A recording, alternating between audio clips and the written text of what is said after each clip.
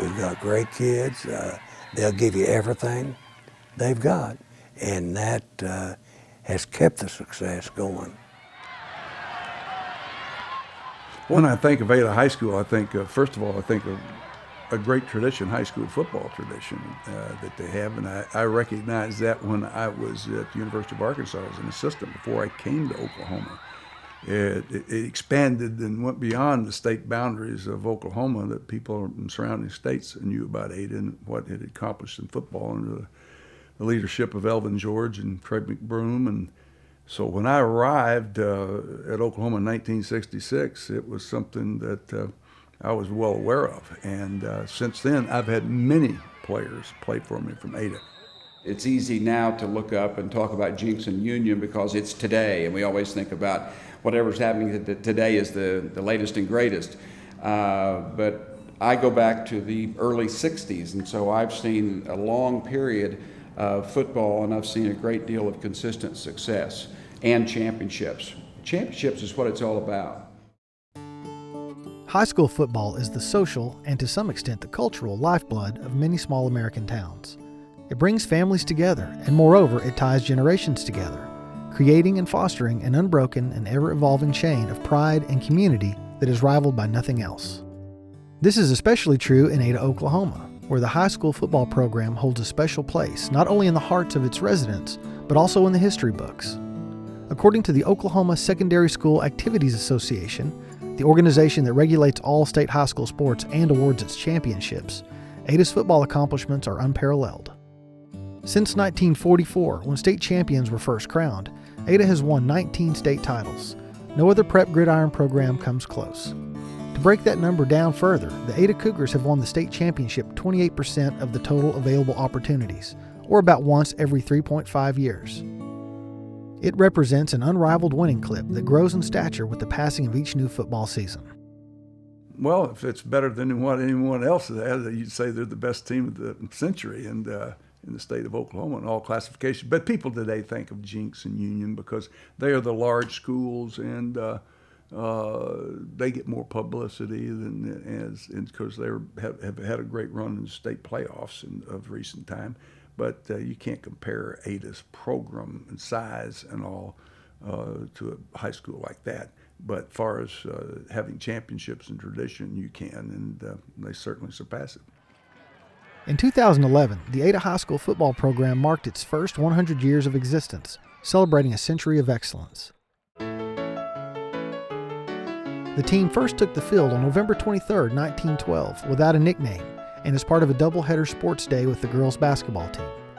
That Ada team defeated a squad from Maud, Oklahoma, by the score of 12-6, ending its inaugural one-game season with an undefeated record. Football was rapidly gaining in popularity among boys in the early 20th century, and Oklahoma high schools scrambled to learn and implement the sport. For that first decade, most programs sputtered due to a limited number of games and opponents, as well as large-scale catastrophes such as World War I, the Dust Bowl, the Great Depression, and the Spanish influenza epidemic. Ada marched on, however, playing as many games as it could, sometimes as many as 10 in a season, and sometimes as few as 2. From 1912 until 1939, Ada amassed a record of 125 wins, 88 losses, and 11 ties, winning approximately 56% of the time. This period served as a strong foundation for the successes to come, with Ada earning the early reputation as a formidable opponent. It was also a period that witnessed the amazing growth and popularity of football as a high school sport. Notably, in 1926, the midway point of this formative era, Ada adopted the nickname Cougars.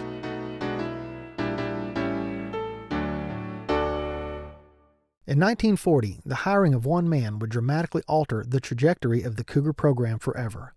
Considered the founder of Ada's high school football dynasty, Coach Elvin George took over the slightly above-average program that year and for the first decade worked hard to build it into one of Oklahoma's best. As it did for every coach, World War II proved to be a difficult obstacle for George.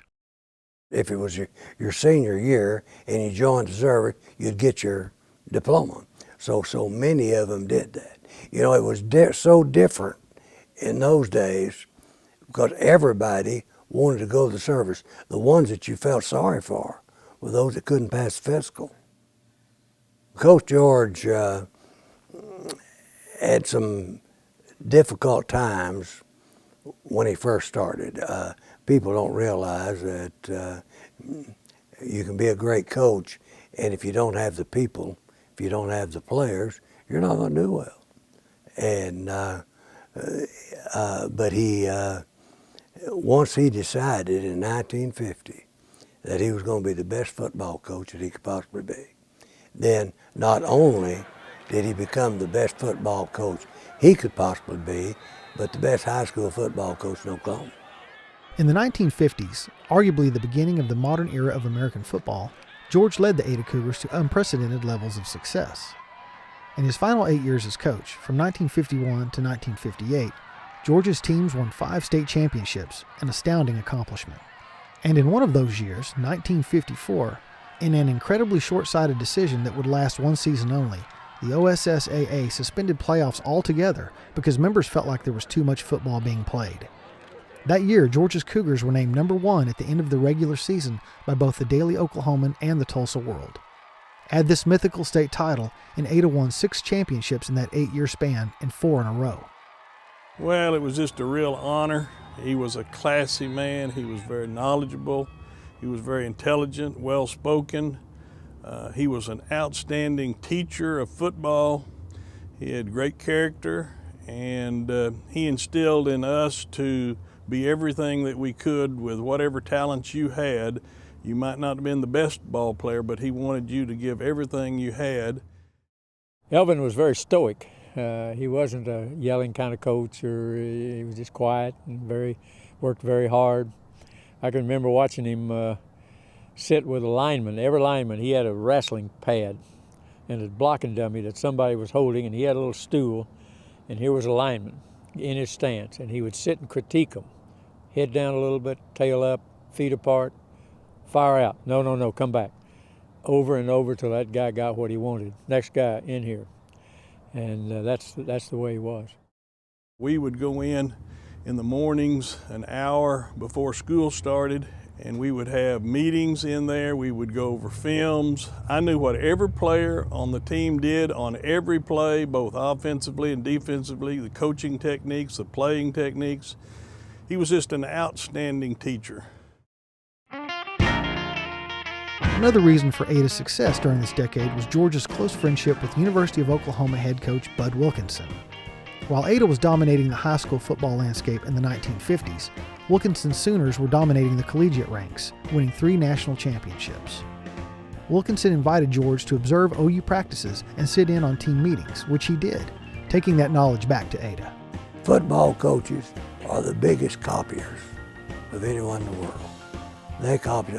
Now, another thing, their ego is so, if they've got something good, they're going to tell people about it. Elvin was a real study of the game. I mean, he was very, very in detail. So he got permission to go up to Norman, visit with the coaches up there. Coach Wilson had him up anytime he wanted to come. Sit in the coaches' meetings, pick up what they were doing. Brought that down here, and Ada switched to the T, split T, in 1950. But then the next year, we got better at it, the T, the second year around.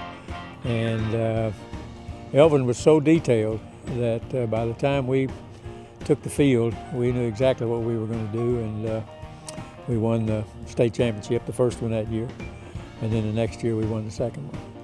Preparation was a big thing, and we discussed and went over every game situation, everything that could happen in a game. We went over that ahead of time so that we already had it planted in our minds as to what we would do, what we would, how we would react to things that happened in the ball game, be they good things or be they bad things.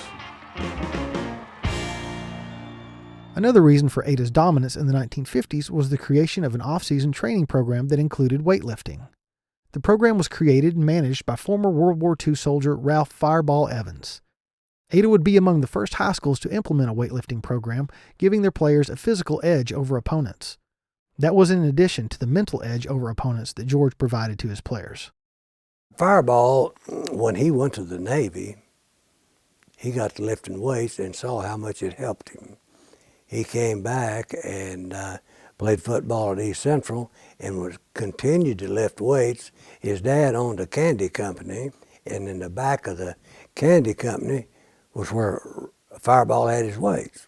So a lot of the high school kids would come down at 5 o'clock and would lift with Fireball. In the season program with weight training, agility drills, the workouts that Coach George would put us through, we would have the morning sessions where he did teaching and reviewing films and this sort of thing. In the afternoon, we would have another teaching session, and then we would go practice. And during the off season, we still had the morning films and teaching, and then in the afternoons, we worked out before we did anything else. If you played basketball and football, then you did your agility drills, your weightlifting and everything before you went and practiced basketball, or before you went and ran track, or before you went out and did whatever if you weren't involved in any other sports. In other words, we had a tremendous off-season program. We kept football on our minds 12 months out of the year. We had weightlifting back in the day, which was almost unheard of. You know, we were out running stadium steps with like 30-pound weights in each hand, and you know, and Fireball would be doing the same thing with us. I mean, he pushed you. I've run up and down these stadium steps out here.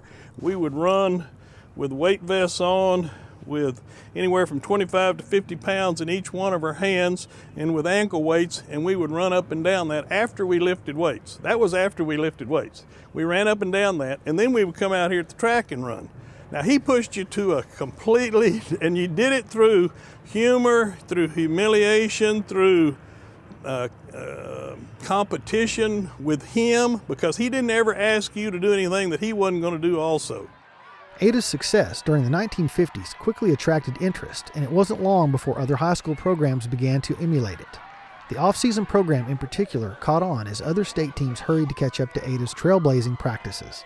In 1958, in his final season as head coach of the Cougars, George co-authored a book on weight training for football with Evans. It was very popular among other coaches, who implemented their own weight programs as soon as possible.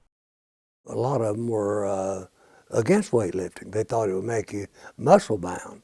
The type of weightlifting that Fireball and Elvin talked about and demonstrated and all in their book was that it just made you stronger and didn't tie up any of your muscle groups. George enjoyed so much success in the 1950s that the local college came calling, naming him its head coach in 1959. His departure would leave giant shoes to fill, and the school turned to an unproven young man. Craig, who never played a down of football in his life, he was studying to be a doctor, at which point he just kind of pushed back the table and said, I want the quickest way out, and became a coach and a teacher. I had always been interested in athletics. I just felt like that I could teach if I could coach and would be happy with it. So that's when I decided I wanted to be a coach. It didn't make any difference at that time what I coached, but it didn't take me long associated with Elvin to realize that football was what I wanted. When Craig came over, he was much more personable. We didn't know anything about him, and he more acted like one of us. He was a lot younger than Coach George, and very personable, and would very much want to know, well, how you doing in school, who you dating, or what problems are you having, what happened about this or that. Much more involved in your personal life than Coach George was. And in fact, we didn't feel like that we could really communicate with Coach George like we communicated with Craig, because we kind of idolized Coach George as being this person way up here, and he didn't act aloof, but we treated him with great honor. They called me over. I had coached 2 years in junior high and asked me to take the hottest football program in the state of Oklahoma as a head coach. Now, boy, and I was, not only were they dumb doing that, I was stupid for taking the job. But I was fortunate to have Charlie Mayhew, the greatest leader I have ever seen. Craig had been a grade school coach. and then he left and came to the junior high and was a junior high coach. When we left the 9th grade to come over for 2 years, I was under Elvin George. Those 2 years he was the junior high coach. So we knew a little bit about him, that he was a junior high coach and that they were very successful. And we were very pleased when he was picked as the coach. And he was a great motivator. He was also a great teacher, a man of great high character. And he was one that instilled confidence in you to the point where you felt like you could just do nearly everything. McBroom was an excellent teacher and, like George, possessed a keen football mind. So keen, in fact, that McBroom did something George never did. He won a state championship, Ada's 6th, in his first year. McBroom would coach the Cougars for the next 12 years, bringing the program 5 more state titles in that period. Under George and McBroom, Ada won 10 state titles and arguably an 11th in 1954 in 20 years, a championship run that still has not been and may never be matched. We had great coaches, great motivation by those coaches, and then an administration that supported us, and then we've had great town support. The fans of Ada, the booster clubs, the parents, all of these combined together to make you feel like that when you went out on the field, you represented Ada and the fans, the administration, the coaches, yourself, and you felt responsible to be a winner. Growing up in Ada was very, very special. I think any kid that grew up in the city of Ada wanted to go to high school and play for the Cougars. And for Elvin George, who was a great coach for many, many years in the 50s, and then, of course, Craig McBroom, who I played for in the 60s. Like George before him, McBroom continued the weight program under Fireball Evans and patterned his Ada teams after the OU Sooners, and as a result, he achieved similar success. This faithful duplication of OU's practices, particularly on offense, generated a pipeline of reliable, prepared players from Ada for the university and created great opportunities for former Cougars at the next level. We were looking for guys that knew how to play the game, could help us win here, and obviously you look at Ada every year. You look at every high school around the state every year. There's no program that our assistant coaches didn't go into to look and see if there was talent there. We always we expected something from Ada. We always expected to have a player from Ada, and usually we did have a player from Ada. And in fact, when I went to OU from Ada High, I knew all the drills, what the coaches were looking for, because all the drills that we did in high school, we did the same drills in college. And I had a leg up on all the other freshman players when we started, because I knew what the drills were and what the coaches were looking for in the teaching techniques. It was a great advantage to me because when I was a freshman there were 55 scholarship freshmen. Of course, they have it limited now, but there was 55 and there were 7 freshman quarterbacks. That didn't count the varsity. I mean, just guys that weren't eligible. Freshmen weren't eligible in 1953. And I thought, boy, this is going to be tough, you know. But by having played for 2 years in that system, gave me a little head up, and so I got to play. And sophomore year, I played a little bit, then I played quite a bit my junior senior year. I had a foundation by Elvin George, Craig McBroom, doing the same drills, basically the same philosophy about things. The procedures were the same, what the coaching techniques were, what they wanted you to do, and what they expected of you. When I got to OU, it was the very same thing on the drills, the coaching techniques. Most of the plays were all the same. The numbering system was a little different, but the plays were the same. How you took the ball, how you handed the ball off, how you carried the ball, etc. I got here, Bobby Womack was our quarterback, was competing for quarterback. Did not start the first game his sophomore year when sophomores were only eligible for varsity. And I remember inserting him at halftime in the Oregon game, opening game of the season, and he was our quarterback for the next 3 years. They were always well coached. The players that came from Ada were well coached players, and as I said, they knew how to practice. That was the key thing. We had to teach them our system. They had to learn what we gave to them, but they were willing to compete, and they didn't expect instant success. They were willing to go out and lay it on the line and practice hard every day, and they would play hard when the games played. So that's what you ask of players. After a 2-year break, McBroom took over the reins again in 1973 and would coach the Cougars for another 7 years. Ada won its 11th state championship during this period. Perhaps more importantly, it allowed McBroom to hand over the program once and for all to his son Larry, a former Cougar quarterback who would turn out to be the winningest Ada coach of them all. I was a student coach for my dad while I finished up college out at East Central for 3 years, then was an assistant coach with him for 4 years, and then took on the head coaching responsibilities in 1980. I can't imagine there being a greater feeling, as far as an athlete or being involved in athletics than watching your players, just the thrill of winning a championship and tears streaming down their face as they hug each other and parents and hoisting that big gold ball above their heads. Such a proud moment for them. And to get to watch your players do that is just the thrill of a lifetime. So I'd have to say it's a great opportunity for young men to be a part of something that's a whole lot bigger than any individual. It's a team.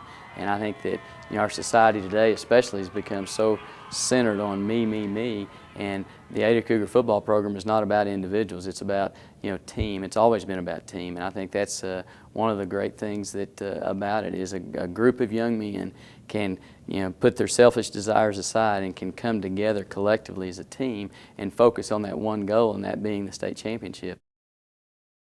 Larry McBroom took over as head coach in 1980 and immediately continued his father's winning ways, his first team claiming the school's 12th title. Larry coached the Cougars for the next 16 consecutive years, and during that run captured a total of 7 state championships, bringing Ada's total to 18. Larry stepped down after the 1995 season and his 3rd consecutive state title, making way for his brother Gary, who won the school's 19th championship in his first year. Gary would coach for 4 years, and then Larry returned to coach for 4 more years after that, meaning, in all, the McBroom family coached the Ada Cougars for a total of 43 years, bringing the football program 14 of its 19 state championships. What makes it more unique is each of the 3 McBrooms won a title in his first season. I just think about not only players, but I think a lot of the success, obviously, the program had and enjoyed was because of its leadership. And so you can never forget coaching. You cannot assume coaching is a variable that everybody has. That's not true. It always takes talent to win, but I've seen coaches that had talent and didn't win. The first name I think of course, is the McBrooms because of their tenure, and they're just, if you think of figures in Oklahoma high school football history, the McBrooms would be on a very short list. And because of the sustained success of Ada throughout the years, where else to look? I mean, the coaching staff and the McBrooms. Ada has played football for 100 years now, and during the last half of the 20th century cast a large shadow over Oklahoma's high school football scene.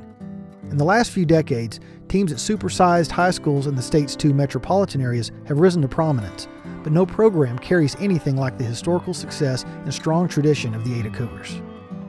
If you work hard, good things will happen. You will make opportunities by working hard. And if you outwork the other man, then you're going to get more rewards than the other man. So hard work pays off. I've learned that as a lesson from Elvin George, Craig McBroom, Bud Wilkinson. Hard work pays off. I feel like that it was one of Elvin's goals, but I know it was mine, and I know it was Gary and Larry's. And the number one objective that we have at Ada High football is that if you'll come to our program, that you will leave it a better person, not a better football player. You'll leave a better football player, but you'll leave a better person. And I've been fortunate to have 40-something All-Staters. I've had kids get Division I scholarships. I'm next to Larry on state championships, but I am a total failure in my life if I haven't been able to provide a program down there to where they are better people when they leave it.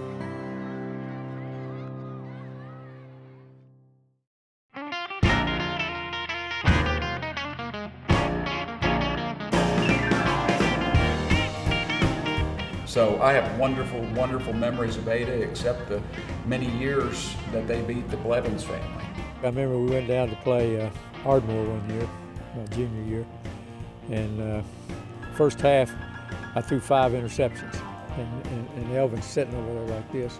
That's the way he watched the game. So when you came off, you had to go stand by him, of course. And he's looking at Jay, are you aiming at him? Bobby and Richard Bell, they both graduated Seminole High School. Bobby says 1961 he kicked y'all's butt on the way to the state championship in Seminole. Yeah, he said if you're doing something on 80, you'll just remind him of that. He loved to get a chiclets box and put these Phena mints in take out the chiclets and put the Phena mints in and just have it laying around, and somebody wants some gum, and they say, Fireball, yeah, you can have some of that. Phena mint is what you take when you need a bowel movement.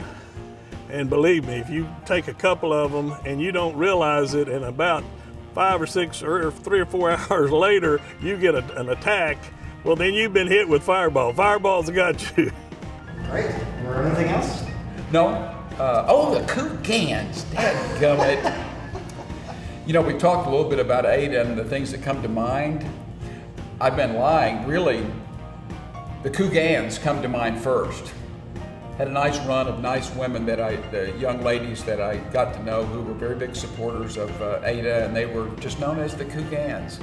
And so that comes to mind first, but then of course you follow it up with Ada football.